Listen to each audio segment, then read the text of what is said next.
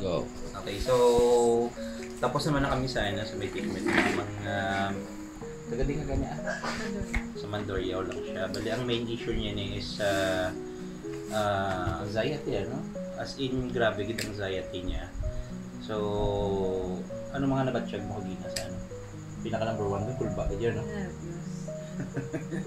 Na-nervous siya. Tapos, ano yung mga sakit-sakit sa lawas mo? Pwede lang kasi sakit ako mo, lipo, hawak. Basta ito na mo, every day, every morning. Tapos, ito daw pag-abot sa takip silim, wala madulong, wala na nervous na kung malala.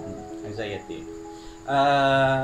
Kamusta ang feedback mo to sa may procedure takagina? Nag-trigger mo nga na, wala lang na. Dami. Tumatulog na ako sa buhok. Siyempre, isa kadugayon ba lang ano ganyan, ginabatsyag mo nga mo sina tapos subong ko lang mag-relax Nabi, din. tumatulog na ko actually pag puli ko, nagkaroon lipo. Ay, wife na lang. Amo na mas na. So, Hawa na ako na Sa ilang man. Kay permi ko na napugtan sa rhinitis, allergic rhinitis, o sinusitis. ati ba sa mga balat? Oo, mabalaan. Mamatamat na ako Pero subong ano na eh. ka na ano no? Maguntat na ano ba yan? Anti-allergic?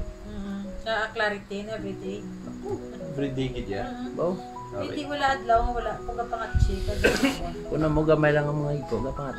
Tatama ko ka sensitive sa mga hiko, yabok, aso. Okay, so muna na. Pagka may mga same case ka mo kay ma'am, like anxiety, pwede ka mo di ka tawag or message sa akin para mabalat kung ano pwede mahimok sa inyo na. Basta may gusto kong balan. Highly recommended. Ay, thank you. Thank you. So, muna good day, God bless sa tanan. Bye.